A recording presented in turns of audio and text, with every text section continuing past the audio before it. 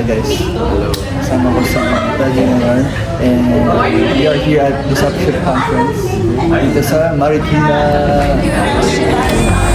When I feel alone, oh Lord, I know you hear me when I call. Your hope and strength restore my joy. I will not be moved. You hold me close, so close. I will praise you. Won't let me fall. There's not a moment I'm alone, so I can praise right now. Right now I can praise right now.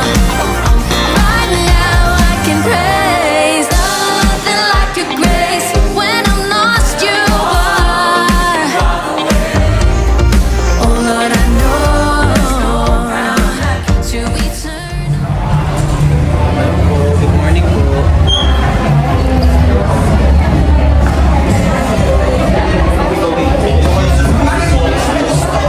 Yeah. Nakikita ko.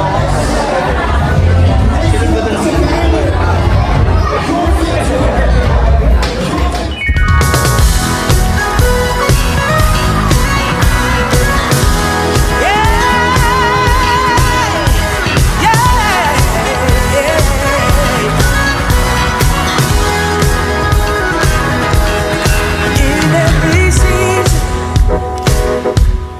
you give me life. You shine through the darkness. You are my life. My death you defeated. You give me life. You take it. Welcome to Discipleship Conference 2025! Grabe! Bawat isa dito, part kayo ng history because this is our very first in Victory Marikina. Yes, excited na tayo ba kayo sa mga mangyayari ngayon? Ay, grabe! Tatanungin ko ulit naman, excited na ba kayo? Grabe! Excited na lahat at kami na super excited. Yes, nakikita niyo po ba yung mga screen na yan po? Yan po ay ngayon live na live nangyayari sa ibang location. Yes, kaya na tayo! Kaya na tayo sa camera kay Justin! Nakikita niyo ba yung Okay, sa live na live pa tayo. pang-apat na screen sa Good morning! Welcome to Discipleship 2025! And welcome to Discipleship Conference 2025! Grabe! And here with me today, we're being joined by Mastermind from Grabe Victory naman. Ubel! Hindi. Pero yung sabi ko naka-zoom po yung Grabe! buhok, ano? Ramdam na ramdam ko yung energy dito. Pastor Francis, can you still remember the last time? The last time we did our discipleship conference in locally.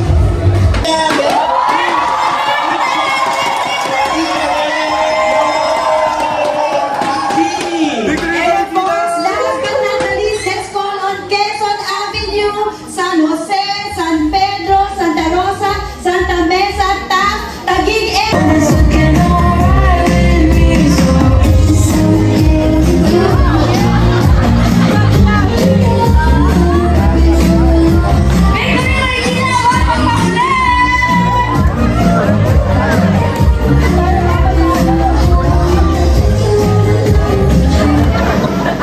Grabe naman ang Victory Korean! Let's watch this TikTok video. King China! Ding ding ding ding ding. Ding ding ding ding ding. King China! Ding ding ding ding ding. Ding ding ding ding ding. ready ba? Victory Marikina! Guess what? Victory Manang kaya lang! Ding ding ding ding ding. King China! Ding ding ding ding ding. Ding ding ding ding ding. Ang dance step mo pag mahaba ang pila. Let's go!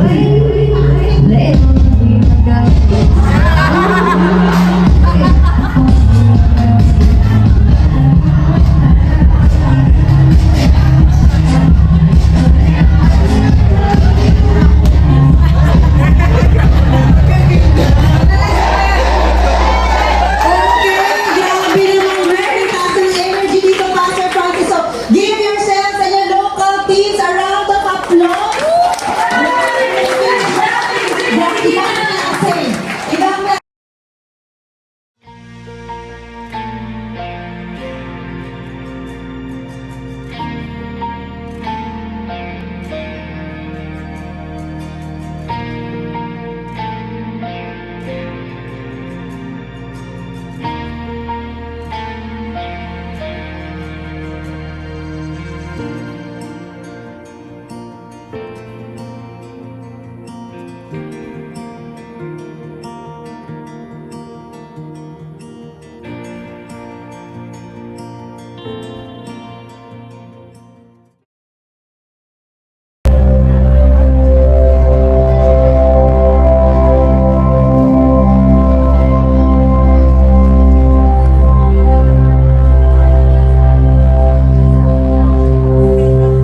Breathe in. Listen. Somewhere beneath the music of hammer and marbled bones, somewhere between the whispers of chisels scraping stones, there is a pulse, a rhythm in the rubble. Listen. You know this beat.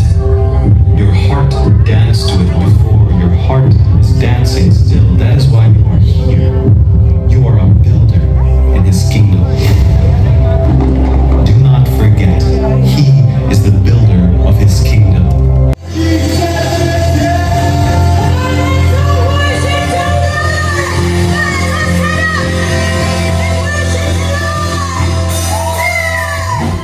You feel me in you. Your grace abounds. It's all around. It knows no bounds.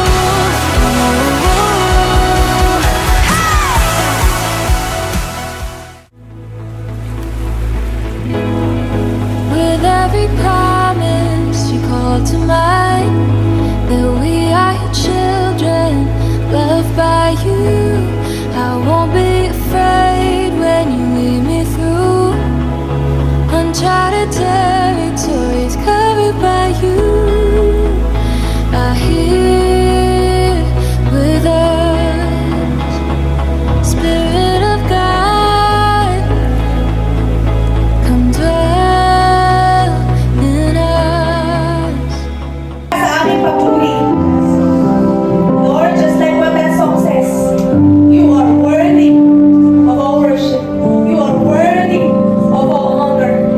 And Lord, as Victory Marikina, we want to declare that na ang gusto namin ialay ang buhay namin sa'yo, that we want to build our life only on you and on your word.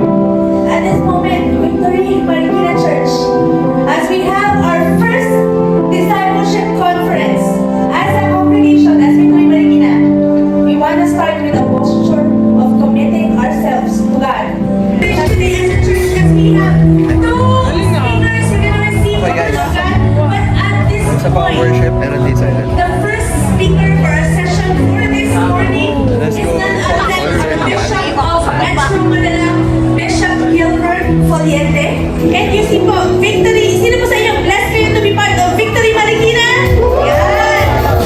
Welcome to our Victory Discipleship Conference 2025. Before we start, I would like to honor all our senior pastors of all our Victory churches, all of the senior pastors. Thank you for setting an example of how it is to honor God and make disciples. Thank you. Would come after me.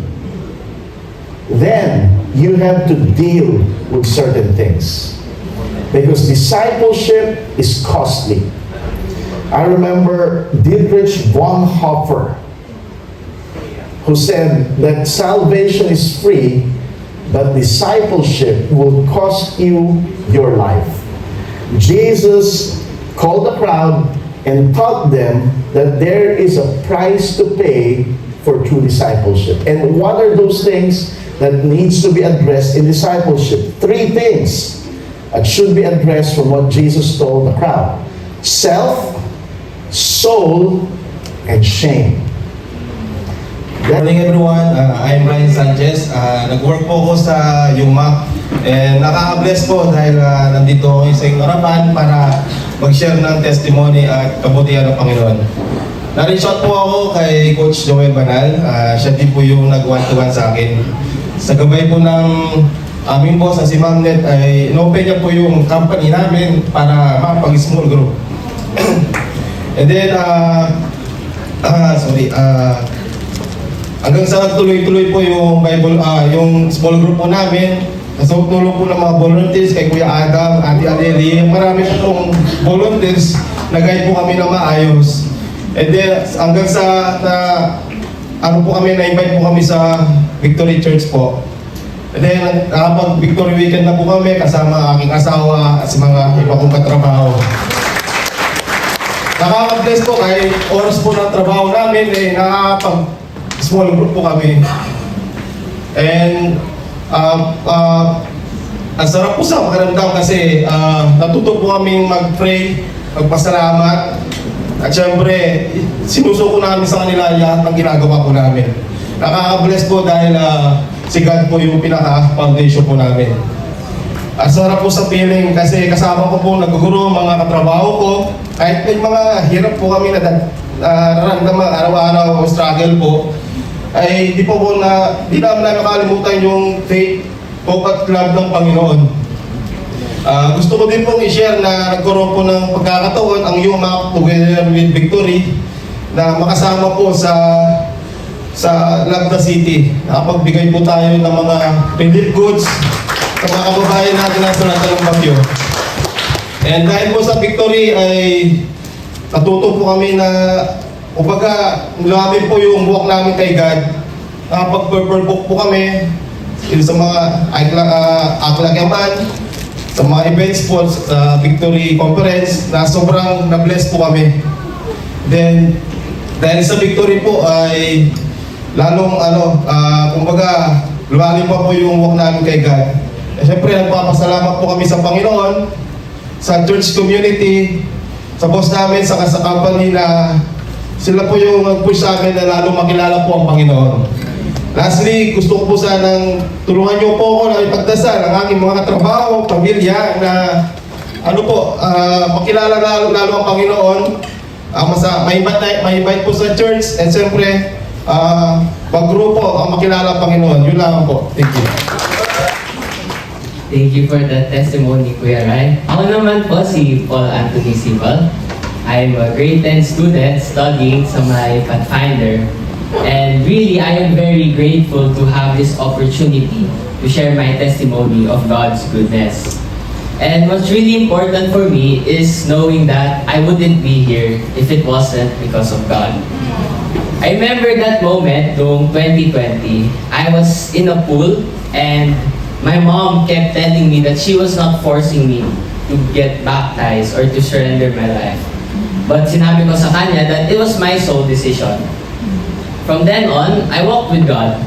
But after a few years, I started to notice that I became inactive sa faith.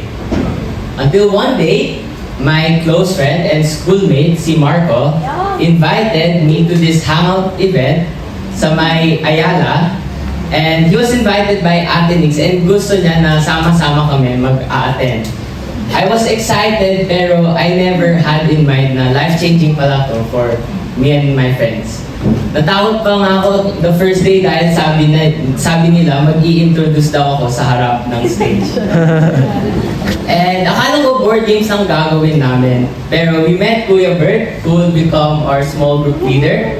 And I really had my heart on whatever word he would share. Hindi lang yun, pero nag-start na rin kami mag one-to-one and dito ako lagi na-excite. It was a new experience kung dati mag-isa lang ako mag-small group or either with family. Ngayon, now I'm with my friends, si LJ, Marco, and Prince. And now together, we're growing deeper on how we could live in a manner that honors God. Sama-sama rin kami nag-join sa mga events ng Victory and there was not one single event kung saan hindi kami magkakasama. So, Victory Weekend, sa Purple Book, pati na rin sa conference, we studied the Word of God and worship Him together. And that growth of depth in God, hindi siya obligation or status, but rather it is the everlasting impact of God's grace in our lives. And really, the transformation of the Holy Spirit was just wonderful. Kung dati lagi kami nagmumura, ngayon hindi na. We will now always remind each other to be mindful with our words. Pati rin dati, puro kami kalokohan or tambay-tambay lang. Now, we would really be intentional to encourage one another or share the Word of God together. Now, together, as students and as friends, we want to walk continuously with God, but at the same time, we want other students to experience the love and grace of God as well. And I know this is made possible through God's grace. Now, our story is not about growing alone, but rather about progressing together. Because with God at the center, we know we can achieve growing deeper together. We are believing that we will be able to reach more campuses and more friends in the world, even in the Philippines, through the grace of God.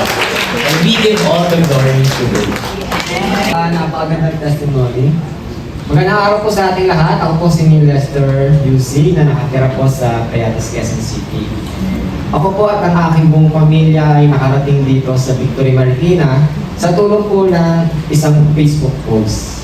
May isang video po kasi kaming napanood ng pagpupuri na sa Panginoon na ito po yung naging dahilan kaya po kami pumunta ng Victory Marikina para sama-sama kami buong pamilya magsimba.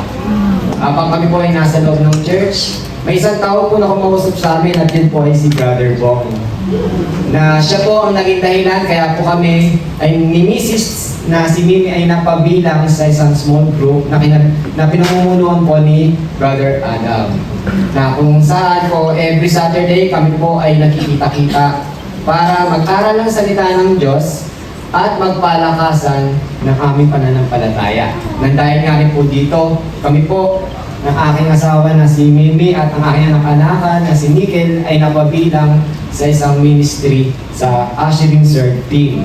Habang ang anak ko naman na babae na si Natalie ay kabilang po sa music serve team. Napakasarap po talaga, no? Pag nasda na buong pamilya po kami nagpupuri at naglilingkod sa Panginoon. At dahil nga rin po doon sa aming pananalik sa salita ng Diyos, kami po ay nag-aral ng salita ng Diyos sa tulong ng Purple Book at Equip Plus. Dahil po sa mga activity ng ating church, kami po ay mas lalong lumalago sa aming pananampalataya. Dahil nga rin po sa paglago ng aming pananampalataya, maging sa loob ng aming bahay, kami po ay sama-samang nananalangin. Naging aware na rin po kami sa lahat ng aming mga kikilos at mga pag-uugali. Dahil gusto namin, masunod namin, magawa namin kung ano yung mga natutunan namin sa church. At gusto rin namin siyempre na si Lord ang makikita nila sa aming pamumuhay. Yes. At ganoon nga rin po, nagpapasalamat po ako sa leaders and workers ng ating church. Dahil po, kung dahil po sa kanila, wala po kami rin dito na matututunan. Kaya po, kung sa mga nagpe-pray din po doon sa mga pamilya nila, na gusto rin po nila na makasama po nila yung pamilya nila sa kanilang pananampalataya, posible po. Narito po kami para manalangin din po para sa inyo. Maraming salamat. Thank you. Good morning, everyone. Good morning. Really excited to have this and we're so happy to see every one of you. So, tingnan mo nga yung katabi mo. Sabi mo sa kanya, masaya ako magkasama tayo ngayon. Alright, for some of you, I do believe na medyo iba sa inyo, last minute kayo humabol, iba sa inyo tumambling talaga kayo to be here, iba sa inyo talagang ano pa lang, last year pa lang, nung napalitaan nyo magkakaroon ng discipleship conference, ni-ready nyo na yung sarili nyo. And I do believe that you are here because God has a timely word for every one of you. And in the same way that I do believe that the message that was preached to us through Bishop Gilbert, ministered to us, edified us, I do believe that God has more. Okay? So, sabi mo sa katabi mo, but wait, there's more. But wait, there's more. I do believe that share the gospel to them. If we would not pay the cost of laying the right foundation in their lives. And later on, we would see that it also has an effect on us as well. But again, that's the first call. That's the first, that's a part of what it means for us to grow in our foundation. That's the role that we play as well. We are to lay the right foundation. When you say that, lay the right foundation. Lay the right foundation. Next to that is this. Sabi doon, like a skilled master builder, I laid foundation and someone else is building upon it. Let each one take care how he builds upon it. Our second role is this. We don't just lay the right foundation, we build on the right foundation. Baptizing them in the Father, the Son, and the Holy Spirit. What's happening there? He was talking about discipleship, and he was talking about baptism because he's basically talking about them being established in their faith. But right after talking about being baptized, he said, what? Teaching them to obey everything that I have commanded. Hindi po natapos na, o sige, saved ka na. Sa kanila kasi pagka tinanggap mo na si Jesus, ang immediate application, papabaptize away. It's a public declaration of their faith.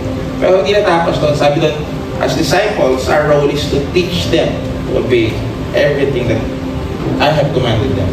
I have commanded them. Which basically to build on the right foundation, which is Jesus Christ. That's the call that God has for us. And my prayer, my hope, is that as we say to God, Lord, I'm here to follow you. I'm here to be a disciple of you. You know, say, Lord, I'm here to make disciples of other people. I will lay the right foundation and I will build on the right foundation in the lives of people.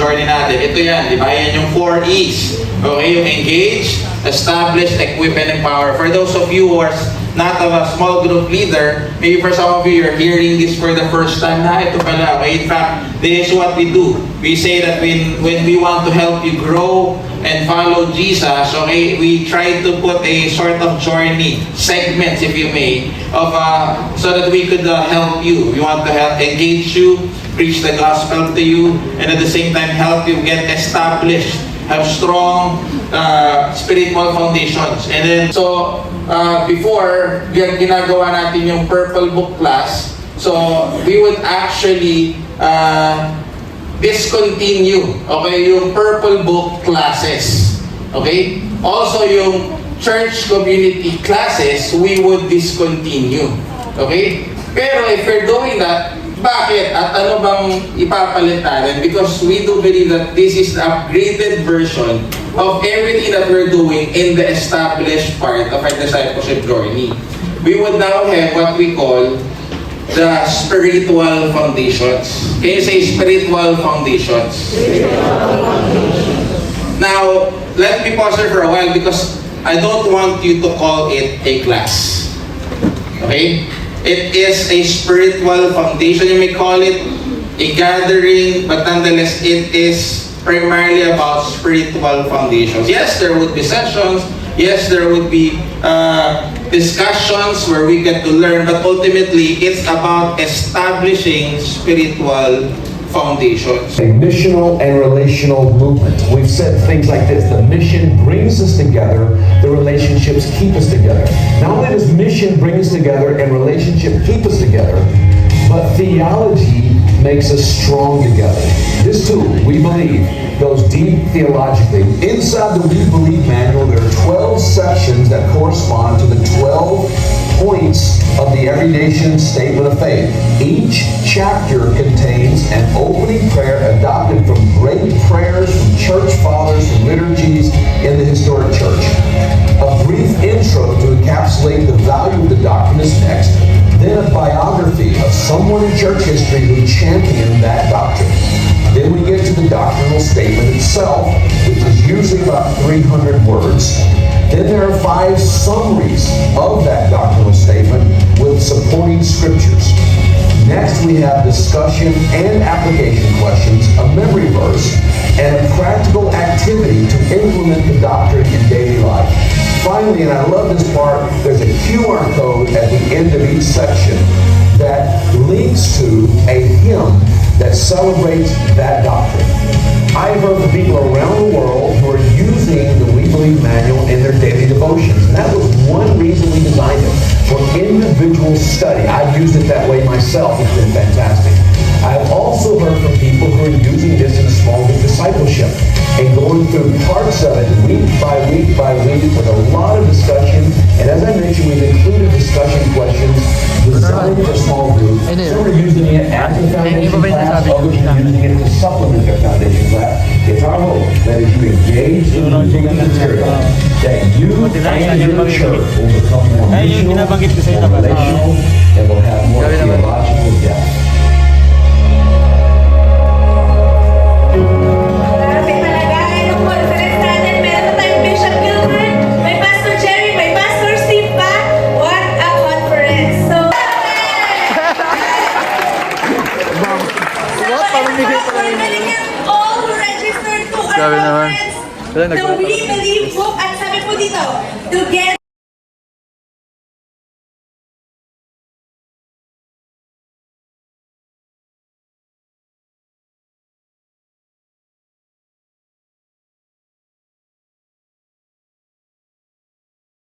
You feel me in you, you feel me in you. Your grace abounds, it's all around, it knows the bounds. Ooh, ooh, ooh,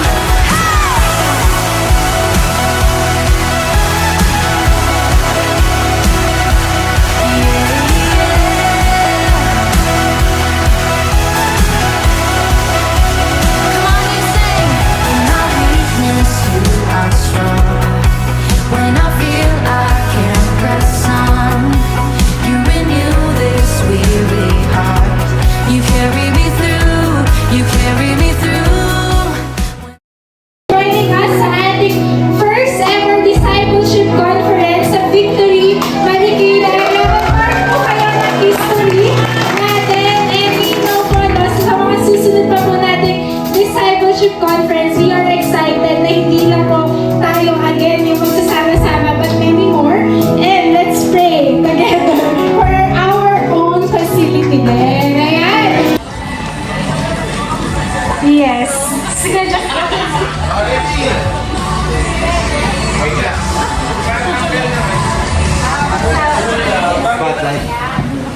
Okay, 1, 2, go!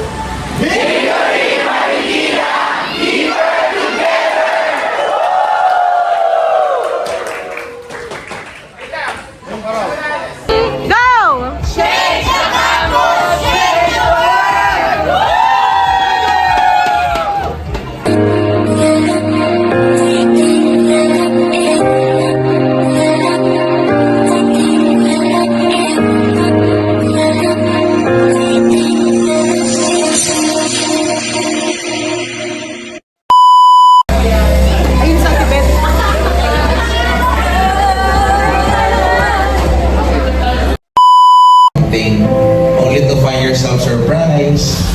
Puno pala ito ng suffering, puno pala ito ng rejection, and sometimes So kung kayo na yun, we'd like to run a very quick survey.